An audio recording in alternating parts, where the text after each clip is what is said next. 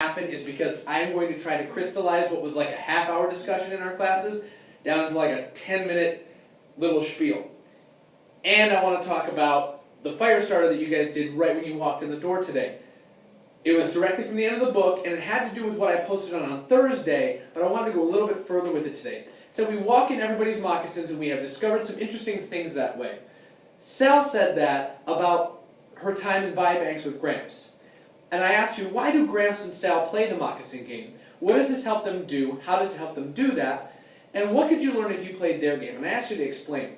Now hopefully what you arrived at is that this moccasin game, this business of putting ourselves in somebody else's shoes, really has to do with Sharon Creech's purpose as an author. See, when we were talking about author's purpose, we talked about how we used to learn it.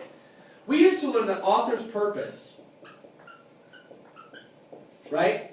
Author's purpose, we used to think of as very simple. We thought of it in kind of baby terminology, where he said persuade, inform, entertain. Those are the three types of purposes. Well, now we know, as older readers and as older writers, that an author's purpose is really all three of these things all the time. Especially if they're telling a story, they want to entertain us enough so that we keep reading the book and we don't put it down. They need to inform us as to situations, and they need to give us background information, even if the information is fictional. And always at its core, when we tell stories, it's to get some sort of point across. And usually that point tries to persuade someone to think differently. So we decided that today, this is kind of outdated for us. This is kind of a younger model of author's purpose. And we decided that really author's purpose has more to do with main idea. See, after all, the author has written this in order to connect to us, in order for us to be able to connect to him or her. And so, really, what's at the core is what they started with. Are we starting to see some connections happening here? When we were talking about writing, we were talking about the reason that we write is to connect with an audience, but an audience can't connect to us unless they understand us.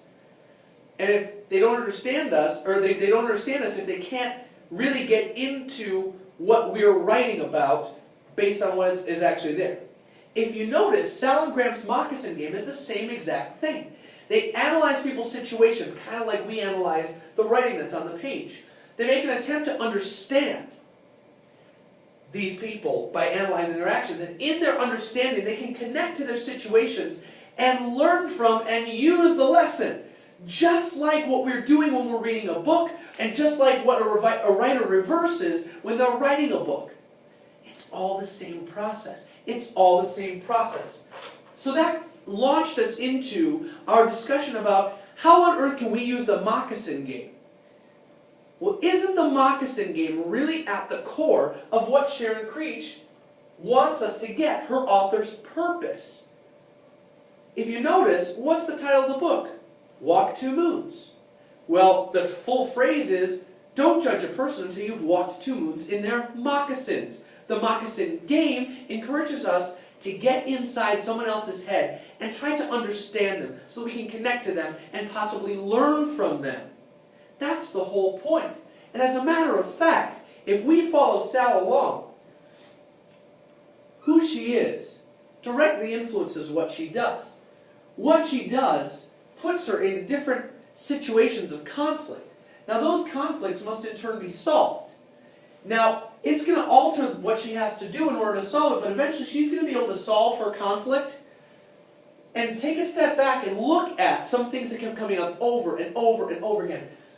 And those themes, after careful analysis, allow us to arrive at this very same main idea that we've been talking about, which ultimately changes us as people. It changes Sal. Remember, character, plot, conflict, theme. These are literary elements. I call them the 4 biggies because this is life right here. This whole thing is life. To give you a better glimpse at that, let's just take plot right out of it, because we have our own separate diagram for plot. Well, Sal says to us, beneath Phoebe's story is another one, my own. She's using Phoebe's story to communicate her story to us. She is beginning to understand her own story through analyzing Phoebe's story. That's what makes the moccasin game so valuable, is that we as people, if we play the moccasin game, can learn from other people's successes and failures, and in turn make ourselves better people by learning the lessons that they learned themselves through a different situation. It's crazy how this, I feel like I'm talking in circles, and it probably sounds like I'm talking in circles, but that's because this all relates to itself. If we go back over here, we know that this is plot structure, right? So this whole diagram right here is plot. Well, what's the plot in Walk Two Moons? What's the whole thing about? Remember what I said. If we can identify one thing, and one thing alone, in any piece of literature, it will help us actually be able to figure out everything about that piece of literature. What did I tell you it was? I'll give you a second to think about it. You're right. If we can identify the main conflict, everything else will become clear to us. I'll show you what I mean through this. We know that conflict changes plot. So anytime we're looking at this diagram and we analyze where the plot changes, we find the pinnacle points, the most important points of our conflict and how it interacts with the characters and the plot. We take a look at this and we say, plot changes here. It changes for the first time. That's where our main conflict is introduced. Well, what's the main conflict in this story? The main conflict is that Sal can't deal with the fact that her mother left. She's trying to come to grips with moving on from her mother leaving and eventually, unfortunately, passing away and her not being able to interact with her anymore. Now, we know that she's not trying to forget her mom. She's trying to deal with the whole situation, and she's trying to move on while still remembering. Well, if our main conflict is that Sal needs to deal, I'll just write Sal deals, okay? We know that that conflict has to be resolved. So we look for the resolution section of our plot structure. Well, that resolution section has to start here, right? Where the plot changes as a result of the conflict being resolved. Right? Are you seeing where this is connecting now?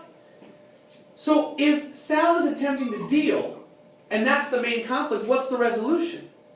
Her actually arriving at that gravesite in the cemetery where her mom is buried. Because she said, then I could know by myself and for myself that my mother was not coming back. She already knew that mom was dead. That was the whole purpose of taking the trip, was to visit her gravesite on her birthday. But she knows that she wouldn't be able to move on if it weren't for actually being able to see her mother's grave. Well, then we can trace that resolution back to a decision that had to be made. Now remember, when we're talking about climax, which is what this part is, the climax, we remember that again, just like with pi, we've been kind of lied to just a little bit, and not lied to, but developed in a very elementary way. We've been taught to think that a climax is only the most exciting point. That's one of the definitions of climax, but in literature, a climax is really a decision that's made. So we can trace the resolution of seeing the grave, right, all the way back to Sal taking Gramps' car. Once she does that, the rest of the story has to happen the way it does. So we're able to identify the falling action. The falling action in the story is her drive, her seeing the bus, and her getting picked up by the sheriff. That's it. It's a very short falling action. Because as a result of that decision, now if she had chosen to stay, she never would have gotten to the gravesite on Mom's birthday because Grams died. And Grams only died like a couple hours after Sal left, which means she never would have made it. They would have had to make arrangements. She never would have gotten that closure that she got as a result. So if she had made the decision to stay, the resolution of the story would have been very different. We trace it back to that decision. And as we trace it back to that decision, okay, if our main conflict is the fact that Sal needs to deal, we know the entire plot is Sal's trip. The entire plot is Sal's trip. If the conflict revolves around Sal dealing, and the only way she can deal is by seeing the grave, well, what led her to see the grave? The trip itself. So, the rising action starts when the trip starts. The climax isn't until she takes Gramps' car. So we got about 35 chapters worth of rising action to build up that tension, to build up that conflict, and to see the subplot of Phoebe that is underneath her story. She even talks about that when she talks about the image of the fireplace. How, this is my story, but on my story is written my mother's story, and on my mother's story is also written Graham and Gramps' story. And that sort of image gets conjured up because she can look through the eyes of other people. She can play the moccasin game for other people and find out more about herself. So when we're taking a look at this, the exposition is really just setting us up for this whole big rising action that sets in place all of these things and these lessons for Sal to learn. Is it easy for us to learn from our own conflicts when we're in them? No. It's much easier to look at somebody else's conflicts and learn from them. Hence, the moccasin game. Sal acknowledges she learns so much about life and about herself and about other people through the moccasin game. So the whole point of all of this, not just to show you that yes, it's good for us to get and look through the eyes of other people, but it's also to show you that literature and life work the same way. We are who we are. We go through what we go through. As a result, we face challenges, problems, obstacles that need to be solved through our own actions. Eventually, when we resolve these conflicts, we see what keeps coming up over and over again. And if we're being responsible people, we are trying to learn from that, change ourselves, and then the process starts all over again. Because our new selves will do new things, which will lead to new conflicts, which will need to be solved. See, all of this is being tied together through the concept of the moccasin game. And who came up with the concept of the moccasin game? Sharon Creech. It was Sharon Creech's design that led us to this. Hopefully you are starting to see why I'm having you analyze what I'm having you analyze, why I'm having you keep track of what I'm having you keep track of. This seems like a lot, but every story ever, whether it's in literature or out of literature, whether it's fiction or nonfiction, every story that takes place has this shape. And as much as we understand this shape, that's how much more we're able to get out of it. I asked you the question, and this was mostly related to your grades because a lot of them weren't very good. And I told you, you can't blame the fact that, oh, I'm not good at ELA, oh, I'm not a reader, oh, I'm not a writer. Stop. Only 2 things that I graded had to do with your ELA skill, and one of them I gave you the opportunity to make into 100 if you'd just done the corrections. Your grade is a result of your effort. I asked you during class, how many were video gamers? A lot of people raised their hand. Well, if I gave you a new game on a completely new system that the controls were different for you, you wouldn't be very good at it. You would have to play the game a bunch to get good at it. I asked the same question of people who play instruments or people who do sports. Were you instantly great at it? No. You're good at the things you practice. The more we practice using this in life, in literature, in ELA, the better you get. If you don't practice reading, if you don't practice writing, if you don't practice thinking, if you don't practice organization, guys, you're never going to be good at it. Don't use the fact that you're not good at something as a crutch. Michael Jordan was cut from the first basketball team he ever tried out for. People are still buying his shoes almost 2 decades after he retired. It's not an excuse to say you're not good at something. All I'm asking is that you try. That's part of this moccasin game idea for your life. Get involved. Exercise your brain. Do the work. You'll be surprised at how much you'll grow. Just by knowing the process and following the process, trusting the process, and trusting me that I've got your best interests in mind. I really want to see you succeed. And for some of you, today, the start